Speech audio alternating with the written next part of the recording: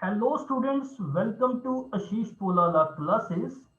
Today in the present lecture, I am going to make discussion with you about the Simon Commission, that when the Simon Commission was appointed in India, why the British government sent the Simon Commission to India, what recommendations were given by the Simon Commission to manage the political conditions in India, and why the Simon Commission miserably failed in our India.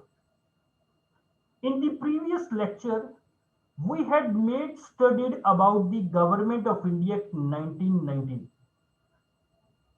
In the previous lecture, we had also made study that how the Government of India Act 1919 failed in India. So, after the failure of Government of India Act 1919 and to control the agitation in India, which started after the failure of Government of India Act 1919, in the year 1927, in the month of November, the British government made the announcement.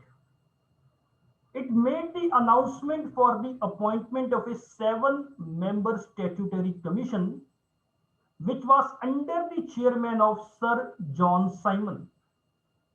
That is why this commission was called by the name Simon Commission.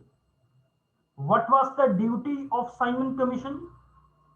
The duty of the Simon Commission was to report the British government on the conditions of India. As all the members of the Simon Commission were from the Britain and no single member of this Simon Commission was Indian, hence all the Indian political parties boycotted the Simon Commission for the lack of representation of Indians in the commission. However, the commission came to India. It made the inquiry of Indian political system. And after making the due inquiry of Indian political system, this commission submitted its report in the year 1930.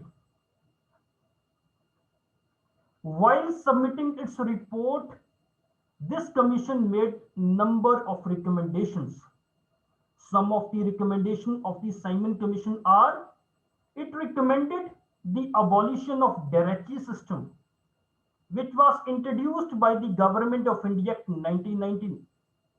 This commission also recommended for the extension of responsible government in the provinces. This commission also made recommendation for the establishment of a federation of British India and provincial states.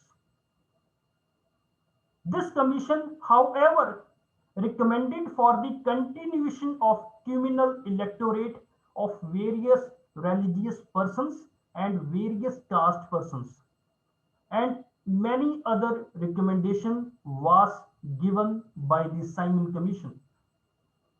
But on 31st of December 1929, at Lahore session of Indian National Congress, which was under the presidentship of Shri Jawaharlal Nehru, a resolution of complete independence was passed. And this resolution of complete independence was from the British rule, was passed on 31st of December 1929. On 26th of January 1930, January 26th was declared as Independence Day for India. So all these facts led to the failure of Simon Commission in India. Thank you very much.